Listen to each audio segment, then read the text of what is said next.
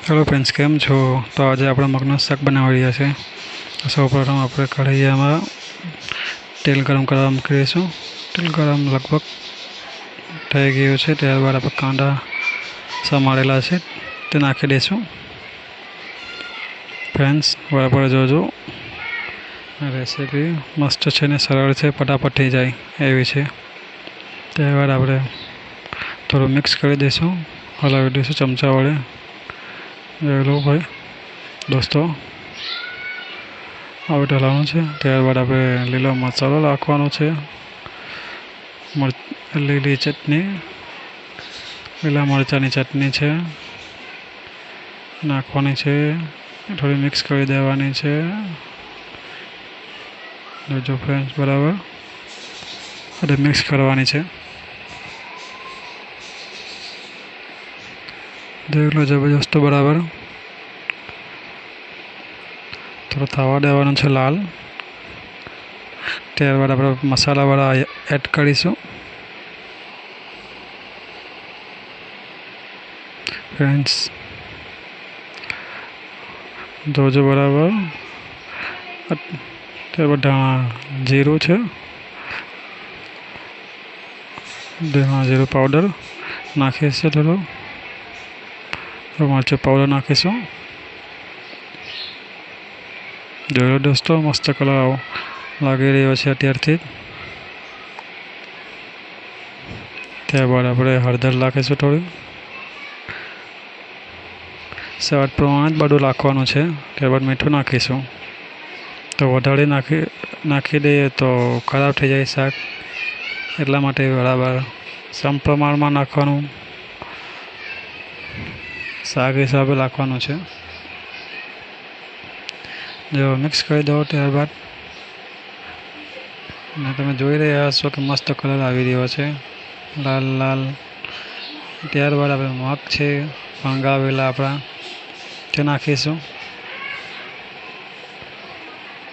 મસ્ત છે મગ, ફણગાવેલા મગ છે અને શાક બી મસ્ત લાગે છે।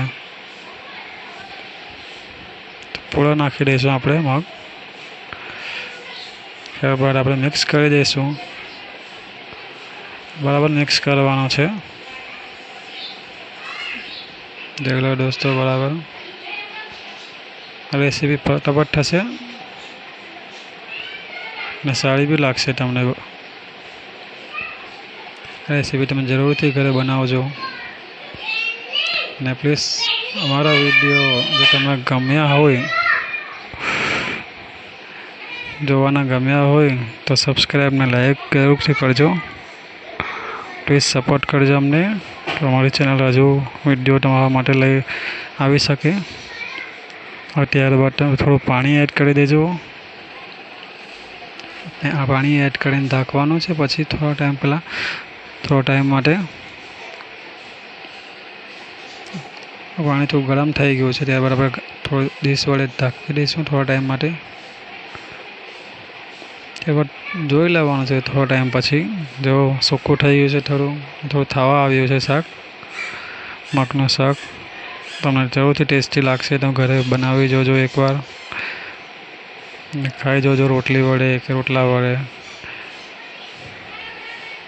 જો દોસ્તો, હજુ થોડા કાચા છે તો પાછા આપણે ઢાંકવાનું છે થોડા ટાઈમ માટે, પાણી સુકાઈ જાય ત્યાં સુધી। પેલું થોડું ઢાંકી દઈશું થોડા ટાઈમ માટે। ખોલવાનું છે, 5 મિનિટ થઈ ગઈ છે તો ખોલી દઈએ। જોઈ લો, શાક હવે તૈયાર જ છે, મસ્ત લાગી રહ્યું છે ને દોસ્તો। તમે બી દોસ્તો ઘરે ટ્રાય કરી જોજો। જો દોસ્તો, પાણી સુકાઈ જવાનું છે, તમે ટ્રાય કરજો, જરૂરથી બનાવજો ને અમને કમેન્ટ કરજો કેવું લાગ્યું છે શાક। તો દોસ્તો થઈ ગયું છે ને સરળ રેસીપી, ફટાફટ થઈ જાય તેવી જ રેસીપી છે, બહુ ટાઈમ લાગશે નહીં। જોઈ લો દોસ્તો, મસ્ત મગ થઈ ગયા છે।